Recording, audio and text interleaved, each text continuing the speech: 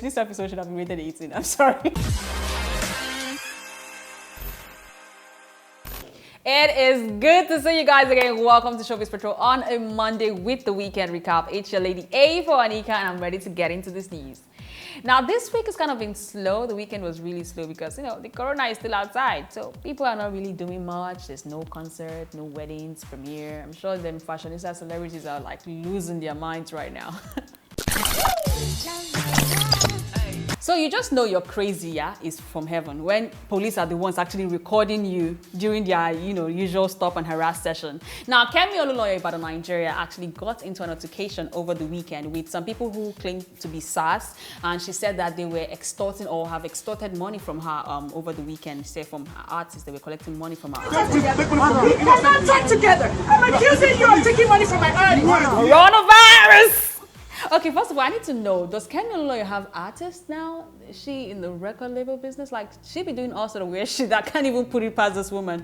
But wait, did you guys catch that spin? That is some Patience Jacques shit right there. She was like, oh, you think so not crazy for this place, Abby? Sit down. A craze pass. Okay, now you gotta give it to Kemi Oluloyo first of all. She is like, her madness got the SARS officials shook. Like, now them carry phone, they record themselves. they find evidence. Am I the one that asking for money? Listen, yeah, you don't even want to be messing with Kemi Oluloyo. You can't be asking her to anything evidence. Madam Kemi is about to like dig up that guy's entire family tree. Like, probably even reveal to him that maybe he's not the biological son of his father. You don't mess with Kemi. She's an investigative journalist, as she always says. You don't want to mess with her. Her crazy is doused with some facts, Well, sometimes she's just... Well, let's move on from that and move on to more woes for the band, as his former manager has come out to sort of like confirm what his rape accuser has been saying all the while, saying that she actually called him after the event took place and was telling her, or telling him rather, this, that. First of all, the band does never know my room. Secondly, it's never lodged at Glade Hotel, so I don't know. That was when she made the allegation that the band came to my room, this, that. The band came to my room and forcefully had kind of knowledge of me. It is very troubling that someone from Dibanji's camp is actually coming out to sort of attest to what this lady has said. That's not a good look. And it's equally troubling that, Dibanj wasn't even lodged in the hotel and somehow he had access to the girl's room for the act to occur. Because that's what, it tallies with what the hotel was saying, that, oh no, that Dibanj was never a guest there, so that kind of makes sense. But it is so crazy, y'all.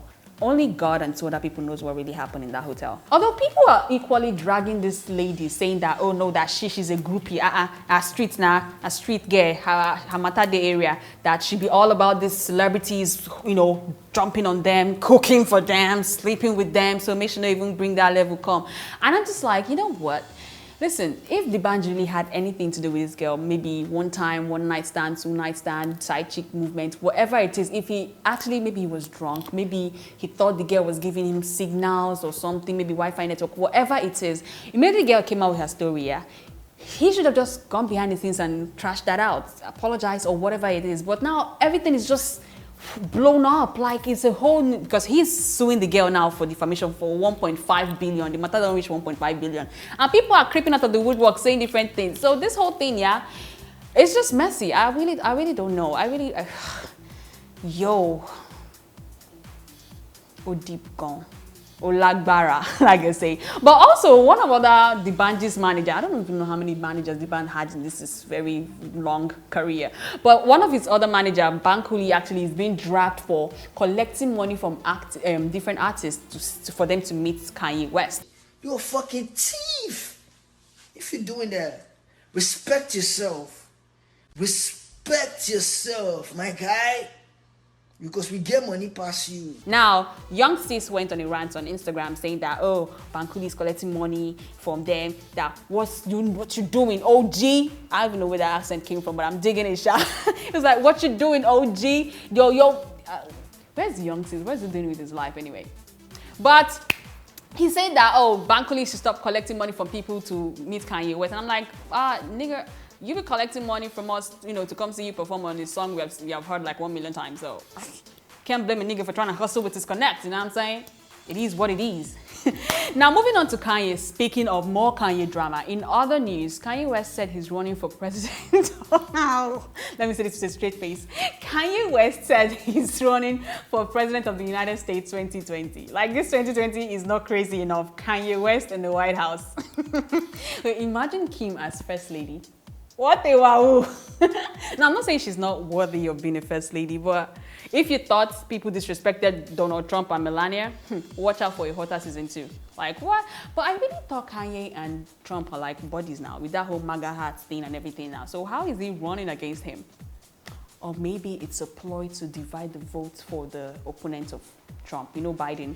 You know, definitely blacks are trying to get Trump out of the way. So if they had to split the vote between Kanye and Biden, then maybe Trump can win again. And that's another 4 years of presidential circus artistry in the White House. Getting a good picture of everybody so we look nice and handsome and thin. Beautiful.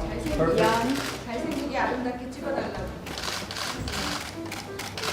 Well, you gotta give it to Trump. Trump is one of a kind president. Trump is... No, let's just leave Trump. Sometimes you need Trump. Sometimes Trump's craziness and Kemi's craziness is just like in sync. Those people, they fit each other. But honestly, if Kanye does end up in the White House somehow, some way, we all know that Iraq, Iran, China, Russia, they're all about to start watching Keeping Up with the Kardashians because Bible, this house is so wide and so cute. Oh my God, I gotta go take a selfie in the octagon. You're doing amazing, sweetie.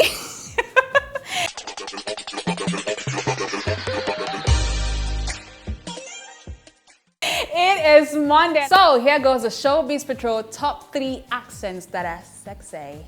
We're gonna start right off at number 3 with the Latino accent. Gran proyecto que llega ahorita a mi vida. No, speak English because you might sound hella sexy, but you probably may insult my father right there. So let's just speak English because we are reviewing accents, not languages. So let everybody be speaking English, okay? Latino accent. Hey everybody, I'm Eugenio Siller, and we're here on a new location for Aurora. All the lovers of Telemundo and telenovelas, you guys can agree with me on this one, huh? I believe you have a contract for me to review. Yeah. I'm all yours. No. The guys are the reason we are all trying to die on this Telemundo matter. No? It's just me. Okay. But I gotta say, yo, the Spanish accent, nah? Oh. But I've noticed that for the ladies, yeah, the sexy is about the attitude, the Cardi B. Because I realized that the guys like when their ladies are going loco. Looking at him, you know, can you believe it? I want to get this cutillo. I want to get this cutillo y meterla en tu culo. La bendeja de puta de madre de la cosa de tu madre. And even the Italian accent too, you know, the Italiano accent. I don't know if it falls under the like Latino age grade, but the Italiano accent is very sexy. Oi! Oh, you think I'm lying? Forwards. Are you lost, baby girl? Are you lost, baby girl? Are you lost, baby girl? Let's not even pretend that everybody has not seen that movie. Let's not even lie to each other. Woo! Italian has never sounded sexier. Maybe because the guy is just hot and rich, but damn! Ay, papi. That's Spanish too, by the way. So we're gonna do a sexy test, okay? I'm gonna try to say a phrase in these different accents. Now, y'all remember that Tory Lanez's line that I'm gonna put you in 7 positions for 7 minutes, you got it, babe. Yeah, so we're gonna try to say that in these accents, starting with the Latino accents. God help me. Yo, I'm gonna put you in 7 positions for 70 minutes, you got it, mommy? Oh, yeah, I didn't need that one. Italian accent is kind of hard to do, huh? Massimo, help me, I'm lost. All right, now to number 2 sexiest accent. It's got to be the British accent. Hello, love. Oh, Lord. Yeah, I don't even joke with this accent. It's tickling my fancy. You don't say. It's making my body... Well, don't let me interrupt. I swear, English accent has never sounded sexier than the way it's coming out of Niklaus Marcos's mouth right now. Jay, if you've not seen Vampire Diaries and the original, you probably might not be relating, but yo! Now, granted, there are like a lot of English accents. There's the Geordie accent, oi, bird, oh, we're gonna get fucking mortal. That's the Geordie accent, I believe. And then there's the Jason Statham Cockney accent. I've swallowed enough microchips and shit them back out again to make a computer. Yeah, but if you're not the royal family, we don't really care for your accents. That looks fantastic in this dress. It's quite breathtaking. The only accent that we know as English is the hello, governor. I love that it's got Benedict Cumberbatch right there. Everything in British accent sounds so polished, so distinguished and intelligent and just sexy. So let's do our sexy test and see how that is. Yeah, so you guys say this phrase with a British accent. No, try it. I'm going to give you guys time. All right, let's say. I'm going to put you in 7 positions for 70 minutes. You got it, babe? Did I try? All right, moving on to our #1 sexiest accent. Now, this one is especially for me, okay? This is one accent that got me so weirdly, saliva drippingly, shit's clutchingly sexy, and that is the Russian accent. When you look at me, what do you see? My lordy lord, this accent, yo, it is so dangerous and so scary, so mafia. You certainly have my attention. It's like every word you're saying is like a timer to something really bad about to happen, like you're about to kill somebody. Is it crazy that I actually find that accent? What does that say about me? I need a therapist or something. But yo, the Russian accent. Now, I don't really care for the language. The language sounds like a DJ is just playing something backward. Like, no. But when they're trying to speak English, They're creating a singularity that will consume the planet. the more they try to speak English, the sexier it is. And they're always so angry. Why are they so angry? Have you ever seen a Russian smiling? I've never seen. Since I was born, and now I'm on showbiz, I have never seen the Russian smiling sisters. Have you seen? I know you're out there. I know you know I'm out here. So we're gonna talk like grown-ups? Is that what we are? Like it's just so very sexy and very, like, it's this drawing. The way they used to draw their words. Hello, how are you doing, darling? So let's try our sexy test, okay? Let's see how it's gonna sound in our test phrase. You certainly have my attention. I want to put you in 7 positions for 70 minutes. You got it, babe.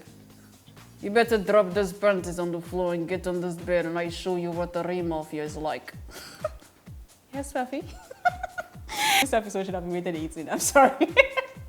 But yeah, there we have it, you guys. The top 3 sexiest accents according to my Hall of Fame, okay? Let's run through that again. That's the number 3. We have the Latino accent. And the number 2 is the British accent. And the number 1 is the evil, Devo, Russian accent. Now, the category for next week is going to be the top 3 most iconic Nollywood characters. Yeah, if you've ever been a fan of Nollywood, especially the old Nollywood, you know that there's some characters that are they just have a life of their own. Like you can't separate the actor from the character. They just merge together. So that's what we're going to be looking at next week. The top 3 iconic Nollywood characters. Of course, leave your nominations in my comments section. And we are doing this for the male this week, okay? It's just the male we are looking at. We're looking at the male category. So leave your nominations in my comment section. Let me know the characters from Nollywood, especially from your childhood, that you think are so iconic and unforgettable. Of course, feel free to turn on your post notifications so I'm always in your face with new Showbiz Patrol episodes. My name is Anika, and until I come your way next week, stay safe. Stay away from the coronavirus. Bye, papi.